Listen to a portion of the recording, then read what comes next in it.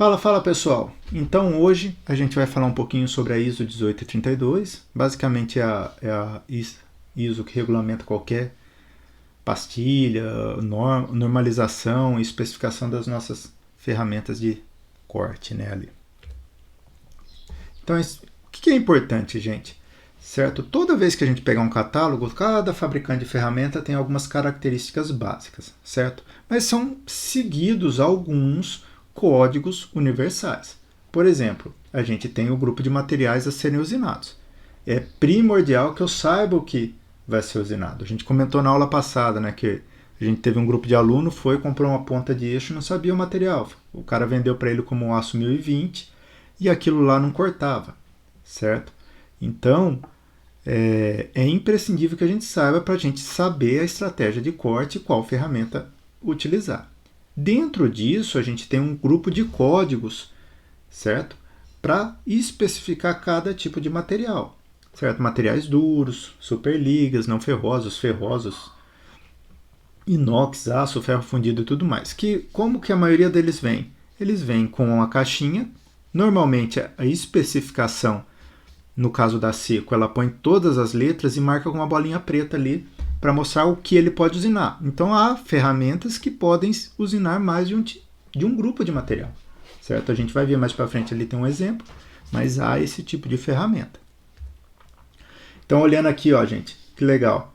Então a ISO, né, na Sandvik, ele põe a ISO e coloca todas as especificações. E o que ele usina, ele taca lá, ó, P, profundidade de penetração, avanço, velocidade de corte, sempre trabalhando aqui no caso, unidades no sistema internacional e em polegadas, certo? Então eles têm esse cuidado. Mais uma vez ali, ó, uma outra da Sumitomo, certo?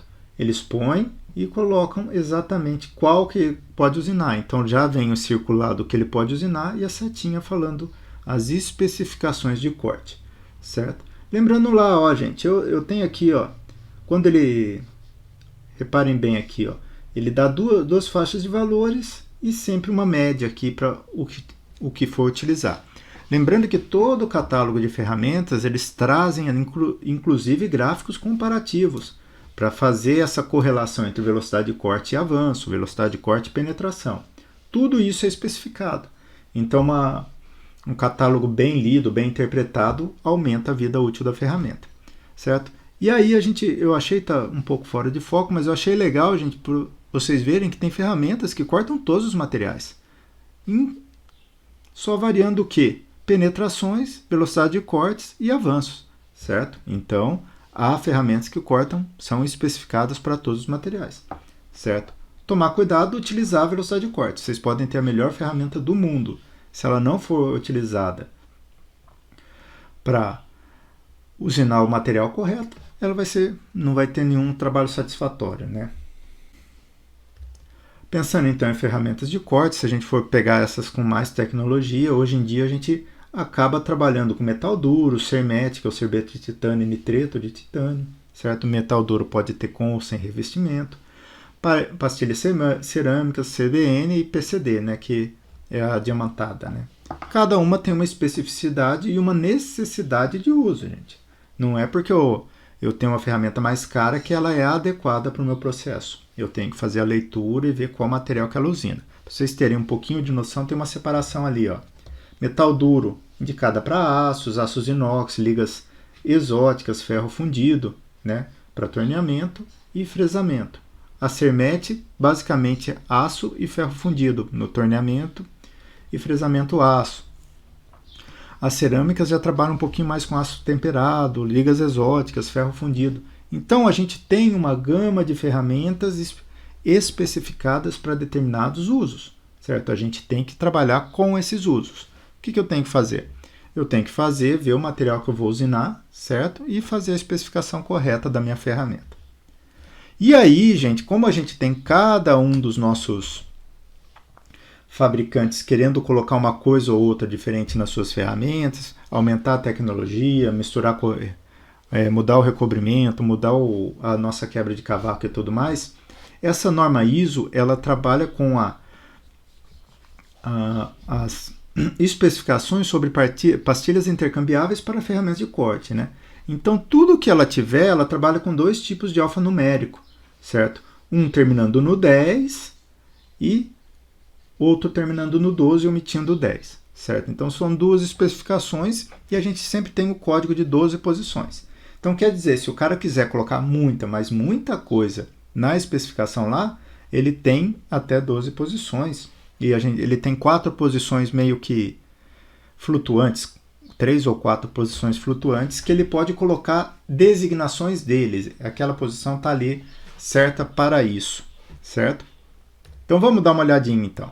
Então as posições aqui, ó, a gente trabalha com posição 1, formato de pastilha, ângulo de folga, tolerâncias, tipo de fixação da pastilha, comprimento de aresta de corte, espessura, pastilha com chanfro ou raio de ponta, certo? Preparação da aresta de corte, tudo que tiver asterisco, gente, isso daí é opcional colocar, e não é obrigatório. O sentido de corte acaba não sendo obrigatório, por quê? Porque, vamos pensar no torneamento, se ela corta nesse sentido, eu pôr a minha ferramenta de ponta cabeça, ela acaba cortando no outro sentido, certo? Não é o ideal, mas no momento de precisão acontece de fazer essas adaptações, né? Designação interna, então o 10 a gente já começa com designação interna, obrigatória, né, se ela tem alguma coisa a mais. E aí a gente tem o 11 e o 12 para opção do fabricante, designação interna. São mais informações a serem colocadas. Isso vai de acordo com a necessidade e a vontade do fabricante. Ele quer colocar, pôs um recobrimento diferente, coloco no 11 ou no 12. Meu quebra de cavaco é diferente, então vou fazendo essas designações e a hora que eu olhar no meu catálogo, eu tenho toda a separação ali, certo?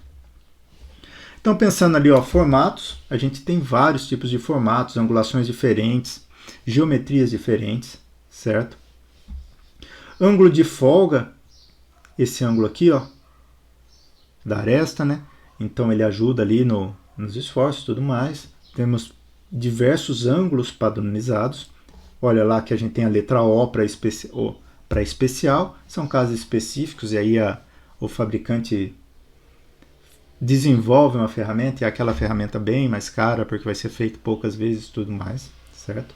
As tolerâncias, a gente sempre traça um comparativo, lembrando que eu peguei essa tabela aqui da Seco, e eles colocam essa, nossa amiguinha aqui, ó, se vocês forem ver, não é a norma ISO.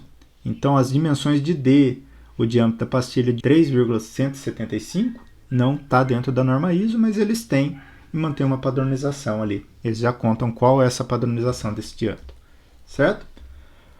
Tipos de pastilha, que é a fixação, né? Se é inserto, se ela é fixa, o tipo de formato dela e tudo mais. Comprimento de aresta de corte, são os nossos L's, então tudo está isso. Espessura de pastilha, são as designações que ele tem ali, ó.